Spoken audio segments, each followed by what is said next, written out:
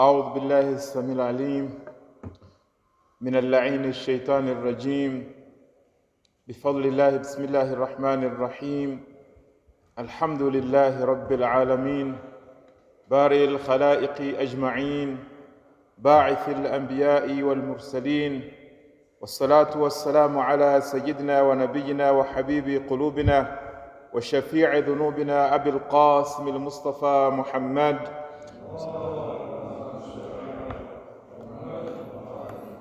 صلى الله عليه وعلى أهل بيته الطيبين الطاهرين المعصومين الذين أذهب الله عنهم الرجس وطهرهم تطهيرا،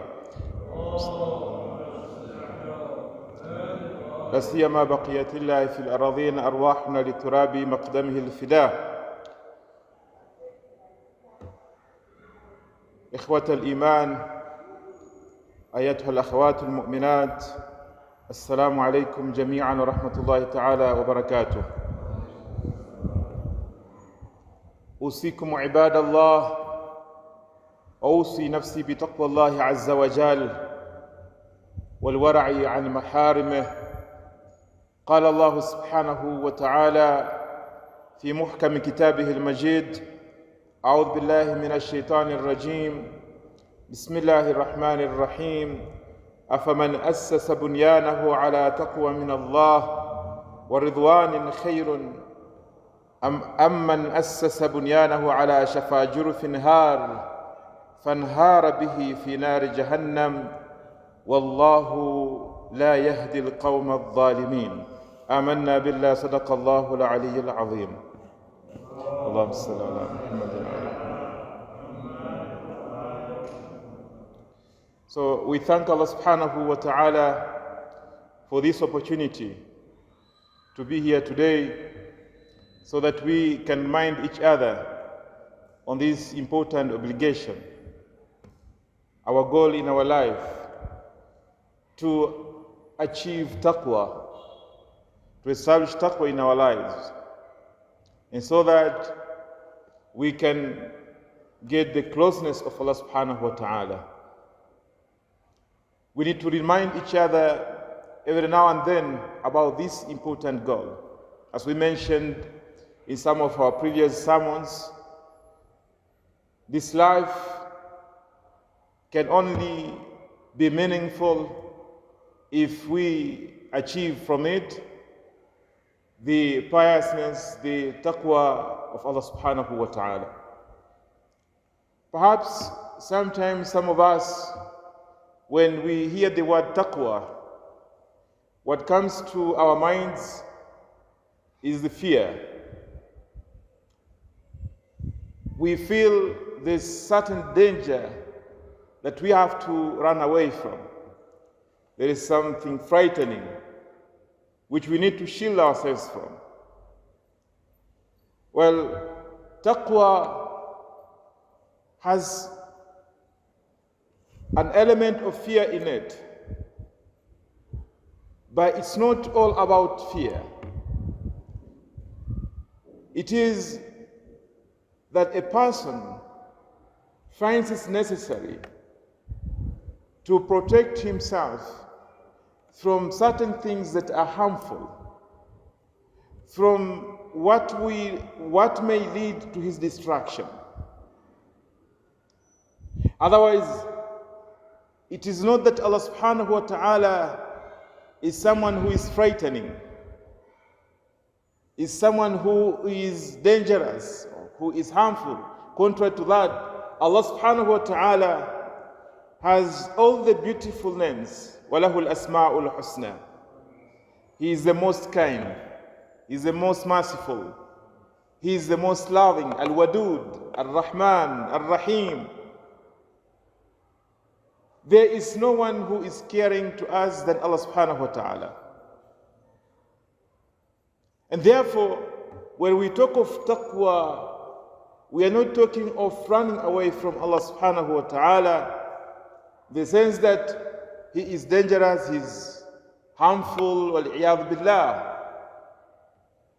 What may have some element of fear in it is when we understand that Allah subhanahu wa ta'ala, at the same time that He is merciful, the most kind, the most loving, but He is also the just one. Allah subhanahu wa ta'ala is adil. So Allah subhanahu wa ta'ala treats us with His kindness and favors us with blessings. But He may also punish us on the basis of His justice. When He punishes, it's not because of anything else, it's not out of oppression, because oppression cannot reach to His reality. Oppression is only an attribute of human beings, of the creatures. It cannot be associated with Allah subhanahu wa ta'ala. Therefore, He may punish us, but because of our own actions. This is why we read in dua, one of the du'as, Ya man la yurja illa fadluh, or the one that we do not expect anything from Him except His favor. Ya man la yurja illa fadluh. What we wait from Allah subhanahu wa ta'ala is only His blessings, is only His mercy, is only His kindness, His love. That's what we wait from and we expect from Allah subhanahu wa ta'ala. Nothing comes from Him but good. He is all good. وَلَا يُخَافُ إِلَّا عَدْلُهُ. We do not fear anything from Allah subhanahu wa ta'ala except His own justice. Now, if Allah subhanahu wa ta'ala, if He has to subject us to His justice, then we cannot stand it. Because justice means that He will have to put us where we are supposed to be, to treat us as we deserve to be treated. And what comes from us, other than the mistakes, the shortcomings, the sins, this is all that comes from us. As we read also in one of the du'as, خَيْرُكَ إِلَيْنَا نَازِلٌ. So always good is coming from Allah subhanahu wa ta'ala. وَشَرُّنَا إِلَيْكَ صَاعِدٌ. And what goes back to Allah subhanahu wa ta'ala is always from us, is always evil. Because we are, in most cases, not grateful. We are not thankful. We do not thank Allah subhanahu wa ta'ala enough for His favors, for His blessings, for all things that He has given us. We do not appreciate in the right way. That's why we can only fear the justice of Allah subhanahu wa ta'ala, not Himself. And we can only run away from Him to Him. We can run away from His justice, from His adhab, back to Him, seeking His own mercy. We cannot run anywhere else. فَلَا يُمْكِنُ الْفِرَارُ مِنْ حُكُومَتِكَ, as we read in Dua Kumail. We cannot run away from His own government. So we are subject to His government. We are under His rule anyway, under His authority. So taqwa of Allah subhanahu wa ta'ala, it means to have a shield from things that are harmful, not a shield against Allah subhanahu wa ta'ala, is to have some protection from everything that may harm us. And this is what is understood from the riwayat that talk about taqwa. When we read some riwayat, فَإِنَّ التَّقْوَى فِي الْيَوْمِ الْحِرْزُ وَالْجُنَّةِ. So taqwa today is al-hirz, is some sort of precautions that you take. You shield yourself, you protect yourself with it. Wal-Jannah is a protection. وَفِي الْغَدْ الطَّرِيقِ إِلَى الْجَنَّةِ. Tomorrow this taqwa is the path that leads you into the paradise, into Jannah. So it is a protection. And this is the means through which we can reach Allah subhanahu wa ta'ala. As in another hadith, فَإِنَّ تَقْوَى اللَّهِ مِفْتَاحُ السَّدَادِ. That the fear of Allah subhanahu wa ta'ala, having this consciousness about Allah, and having this kind of shield from sins, protecting ourselves from all sorts of dhunub and khataya and mistakes, this is a means that we can reach through it to righteousness. Miftah al-Sadad wa dhakhirat ma'am. This is a treasure for the hereafter. The taqwa is dhakhira, is something that you are keeping for yourself to help you in the hereafter. وَعِتْقٌ مِّن كُلِّ مَلَكَ. Taqwa frees you. It makes you free. It doesn't imprison you. As we may think sometimes that taqwa means that a person has got no freedom, has no liberty. On the contrary, taqwa is a way of earning your own freedom. Freedom from being a slave of your own desires. Freedom from following the hawa and shaitan. Freedom from being a slave to this world. You are a free person when you have taqwa. The true person, the true free one is the one who is not imprisoned by his own desires, by this world, by the shaitan. The people who are in imprisonment, who have no freedom at all, are those who are chained with the love of this world. They can't move freely. They can't do anything out that will jeopardize their own interest in this world, or will put their own desires at risk, or will deny them certain things. But a person with taqwa has total freedom.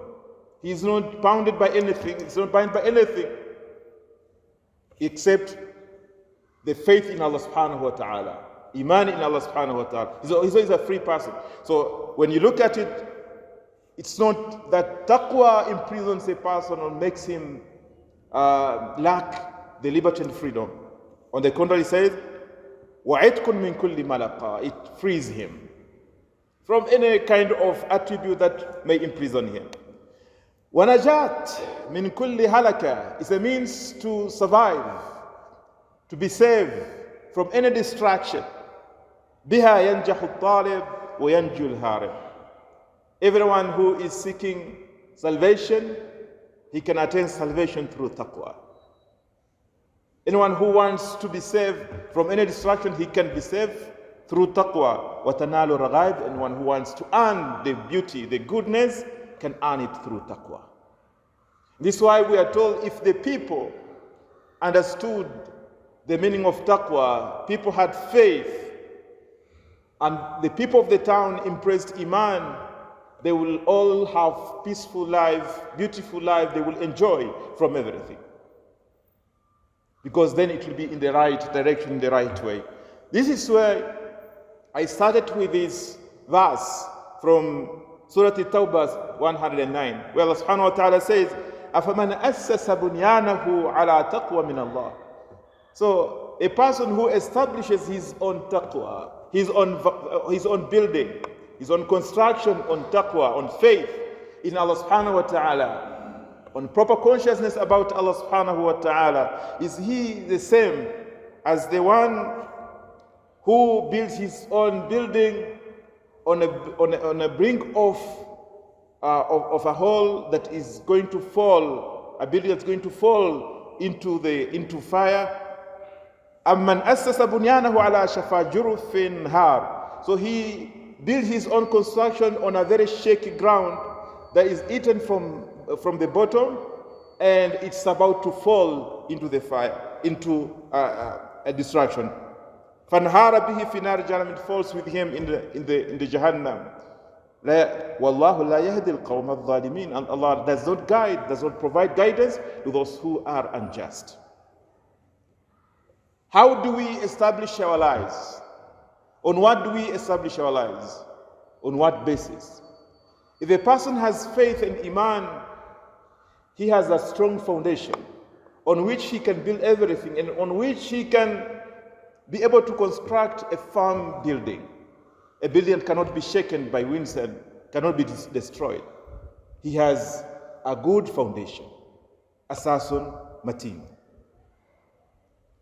This is the role of iman and aqa'id in our lives. And when we have proper aqa'id, we have a strong, solid foundation on which now we can move, we can build, you can construct anything on it.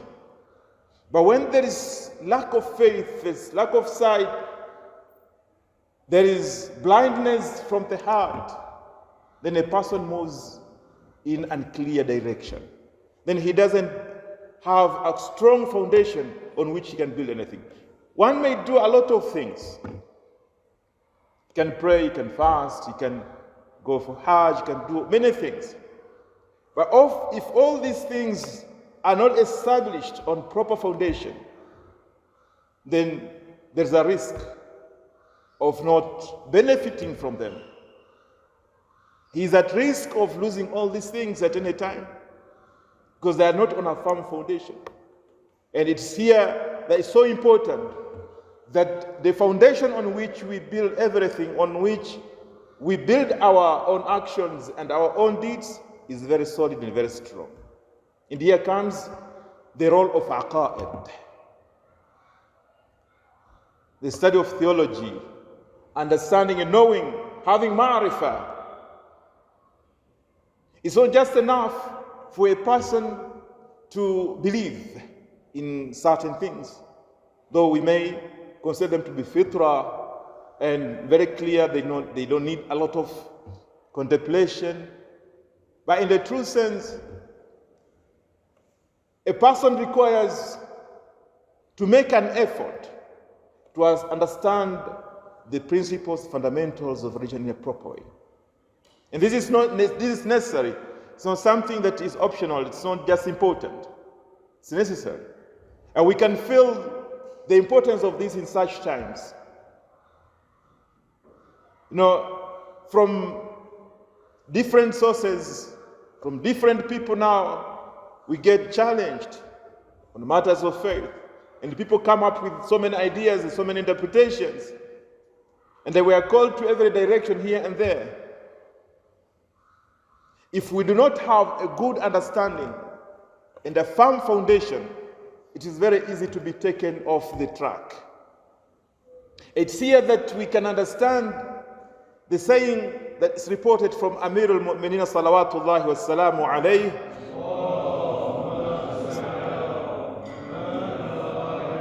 where he told Kumail bin Ziyad, "An-nasu thalatha." So people are in three categories. Alimun Rabbani, a scholar with divine knowledge, with divine understanding, carrying this knowledge from Allah subhanahu wa ta'ala, Rabbani. Or muta'allimun ala sabili najat, a person who is busy seeking knowledge to save himself. Muta'allimun ala sabili najat. Or the third category, which is was hamajun ra'a, or ru'a, the people with no weight. They are the people who follow every wind. They don't have any lam yalja ila rukunin wathiq. They don't have a strong pillar which they hold on it. They don't have yaqeen, so they are pushed left and right. In this world, to be saved, we must make an effort to understand our basis, to understand our religion properly, to understand our faith through proof, burhan. In matters of believing, we are supposed to do individual struggle. Every person has to make a struggle to understand. Not to innovate anything new. Sometimes when we talk of ijtihad in usuluddin, some people may understand that it means the freedom to come up with anything. So long as you can think in a certain way, you can come up with anything. No, they are usuluddin. They are principles of religion on which the religion is founded. They are matters which are supposed to be understood, supposed to be followed. in religion, in madhab, for Ahlul Bayt alayhim salam. It's not just that it is hanging and everybody can come up with his own ideas and have this and have that. It's there. The only thing that is required from us is to understand those principles on our individual level and to have a clear proof for them. So when we talk of Allah subhanahu wa ta'ala, one should understand why we should believe in Allah and that why Tawheed is important. How do we understand Tawheed? What are the attributes of Tawheed? So that we understand it properly from our own level. We cannot just assume to be having faith in Tawheed, for example, without a proof. A proof means that I have dalil, I have a proof on which I base my faith. On Tawheed, on Nubuwwat, on Imamat, on everything, on Ma'ad. When it comes to the matters of jurisprudence, it's not required that every one of us becomes a mujtahid, becomes an expert in that. Because it requires so much effort, it requires that a person sacrifices almost the whole life to just understand the sources of Sharia and the practices of Sharia from each sources. It requires a lot of effort. We cannot stop our lives and be students all of us. Life cannot function. So certainly people have to go into the studies, into deep studies, to understand Sharia from its sources, to understand Salat, Khums, and all these things that we practice. And then the rest would refer to them. They become hujjah of Allah subhanahu wa ta'ala, as I will mention later on.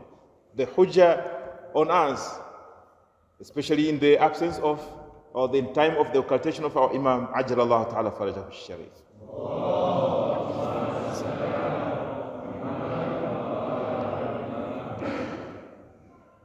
But when it comes to the matters of aqa'id, of faith, it's not following others. We can listen to others. We refer to scholars. We ask. It's not that it's wrong to ask. We ask, we learn from them, because in everything you have to seek the understanding from those who know. فَاسْأَلُوا أَهْلَ الذِّكْرِ. You have to go back to the scholars and to the true scholars to understand your own faith in a proper way. I see that I also need to caution and remind each one of us that it's important to know the source from which you'll get your knowledge. You understand your religion. You must use the true and proper tools that Allah subhanahu wa ta'ala has given us to find through them this knowledge about the religion. There are means that Allah subhanahu wa ta'ala has given us. Has given us aql, the power of reasoning and understanding, and He has given us the hujjah, the Prophet, the A'immah alayhim salam, who are the guides to understanding and knowing these things. So how do we know Allah subhanahu wa ta'ala? Sometimes some people may want to seek understanding of aqa'id, of our own aqa'id, through video clips from those who do not subscribe even to the faith of Islam, to the faith of Iman, and to the understanding of Ahlul Bayt alayhim salam. You want to know Tawheed from them. How? You have to go through the proper channel of knowing Allah subhanahu wa ta'ala, of asking from those who have the ma'rifah, those who are enlightened in this path. Don't just listen to everyone. Otherwise, you may fall a victim of shaitan, who may use certain individuals to plant certain doubts and certain wrong understandings in your mind. We have to refer to the Quran to understand, to know Allah subhanahu wa ta'ala, the ma'rifah. We don't jump the Quran, the riwayat of Ahlul Bayt alayhi salam, and just start listening to this philosopher and this psychologist and another person to know Allah subhanahu wa ta'ala. We have the book of Allah subhanahu wa ta'ala, from which, if we understood the ayats of the Holy Quran, we can be guided to Allah, to be guided to the Prophet, to be guided to Aimma alayhim salam. It's a tragedy today that in spite of us having these sources with us, we not make a lot of effort to utilize them, to seek guidance from them. We jump to other things. And we listen to other people. But we do not go back to our own sources, to our Quran, to our hadith, and try to understand them. How are they guiding us?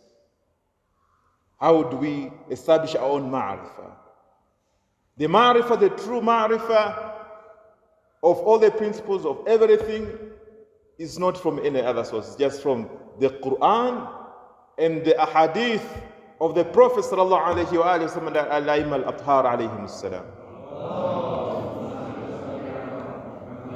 Like in the hadith, Imam Ja'far as-Sadiq alayhi salam tells one of his companions, go to the east, go to the west, go wherever you want to go. You will not find the true knowledge and understanding except from us, from Ali Muhammad. So in everything, we have to refer back to them to have proper ma'rifah. And this is what is going to give us the proper taqwa. This taqwa can only be earned through proper understanding, through proper ma'rifah, which we need to make an effort in acquiring it. We pray to Allah subhanahu wa ta'ala to grant us tawfiq, that be able to acquire ma'rifah and to establish a strong foundation in our lives. اللهم اغفر لنا وجميع المؤمنين والمؤمنات الأحياء منهم والأموات تابع اللهم بيننا وبينهم بالخيرات إنك السميع مجيب الدعوات. بسم الله الرحمن الرحيم. قل هو الله أحد الله الصمد لم يلد ولم يولد ولم يكن له كفوا أحد.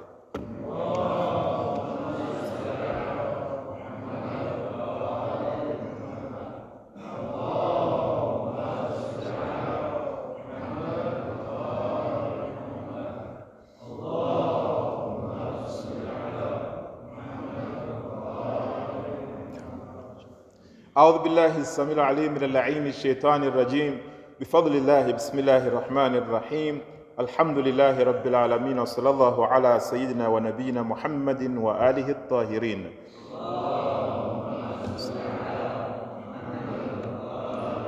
أوصيكم عباد الله ونفسي بتقوى الله عز وجل. Once again, I remind myself and all of you to try our best to establish proper iman and faith in our lives, and to try as much as we can to be conscious about Allah subhanahu wa ta'ala, to take precautions not to get into sins, not to get into things that will harm us, and to remember that we are on a journey and we require to prepare ourselves for that life that follows. In this second sermon, I'll be very brief, and I would like to point to something that continues my earlier discussion. This is related to my topic on homes, and I chose today to just elaborate a few ahadith that are related to this issue, whereby it is required that a mu'min should pay homes, and that homes is divided into two portions. So a portion of homes goes to the imam, who is supposed to take his portion as Dhil Qurba and as a representative of the Prophet sallallahu alaihi wasallam and Allah subhanahu wa ta'ala. These three portions belong to the imam. It's called Sahm al-Imam. And the other half goes to the Sadat, to the Dhuriyya, to the family of the Prophet sallallahu alaihi wasallam, or Bani Hashim. Now the Sahm of the Imam, in his absence, during his own occultation, who takes it? There is a discussion among the scholars, but what they all arrive at, or the majority of the fuqaha, of the jurists,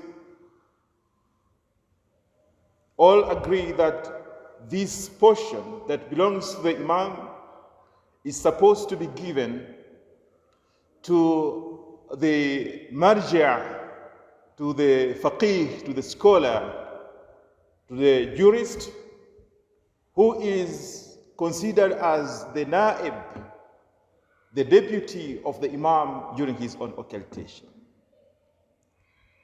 Because our A'imma alayhim salam gave the jurists, the fuqaha, this position, this authority. It's not just from them. They were appointed to take this position, to take up this responsibility. And several ahadith point to this.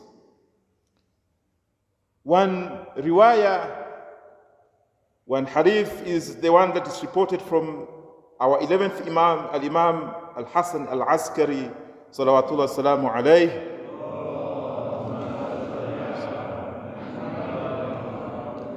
whereby he says, فَأَمَّا مَنْ كَانَ مِنَ الْفُقَهَاءِ, so who is among the jurists, صَائِنًا لِنَفْسِهِ, person who takes care of himself, is able to control himself. حَافِظًا لِدِينِهِ is a person who has maintained his religion, he takes care of his religion, means that he